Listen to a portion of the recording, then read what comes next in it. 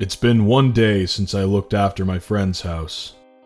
The events of that night, even now, are as clear as day. At first, I thought it was just some kind of nightmare I had as a result of reading the list of house rules, yet it couldn't have been a nightmare. And it was today when I found that out. I got back to my house on Saturday at around 7:15 in the morning, and I, still being in a state of half sleep and shaken up from last night's encounter, I didn't realize until I got inside my house that I had kept the paper that had the aforementioned list of rules in my pocket. I pulled out the now crumpled sheet of paper just to make sure that the rule set I saw was real. While I expected the original list of rules instead, my eyes saw a new list. They read as follows: Additional House Rules. Rule 1. Keep the front blinds of the house closed at all times. If you find them open for any reason, close them immediately. Rule 2.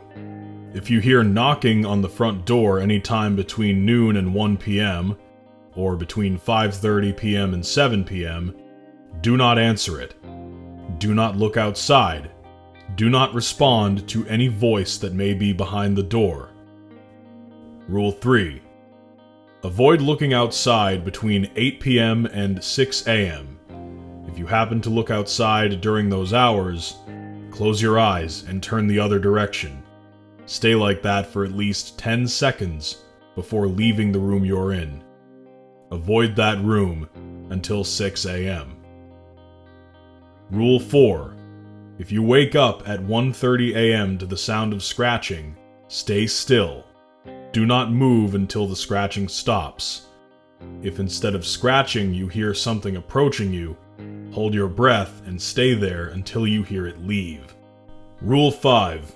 Listen closely to any room you are about to enter. If you hear nothing after at least 5 seconds, you are safe. However, if you hear breathing, avoid entering until it goes silent. Close the door if it isn't closed already. They changed, I thought to myself. The rules changed. I rolled the paper into a tight ball and threw it into the trash can in the kitchen. I hoped it would null the rules in some way. When I turned around, I nearly backed into the trash can and knocked it over when I saw the paper on the kitchen table. Not only was it there, but it was back in pristine condition. I knew I had no choice. I had to deal with these rules no matter what. It was 12:30 in the afternoon. I was attempting to take my mind off the list by watching some TV when I heard a knock at the door. I began to approach the door when I stopped myself. Then, I heard another knock at the door. I simply stood there, unmoving, as if thinking whatever was knocking on the door would stop if I simply didn't move. I heard a third knock at the door after a few moments. I held still, waiting until I heard nothing. Eventually, nothing came. No further knocking. I let out a long, relieved sigh, not realizing that I had held my breath for the duration of that. I leaned over to check the front blinds. Closed. I headed to the kitchen to refresh myself on the rules, making sure that I had made the right choice. Later that night, around 7:30, I started to wind down for the night. Nothing happened other than the knocking, and I thought I was in the clear. I approached my bedroom door and started to open it, when I heard a very faint, ragged breathing behind the door. Immediately, I slammed the door shut and pressed my ear against the door.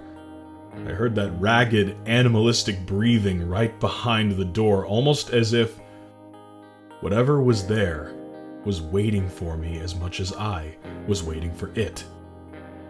After a short time, I heard the breathing begin to retreat away and vanish, after which I cracked the door open to see if I was actually safe. I saw nothing and got myself to settle into sleep. I woke up suddenly during the night. The clock on my nightstand read 1:30 in the morning. I started looking around my pitch-black room when I began to hear a faint scratching near the foot of my bed. I stayed completely still, just as I remembered.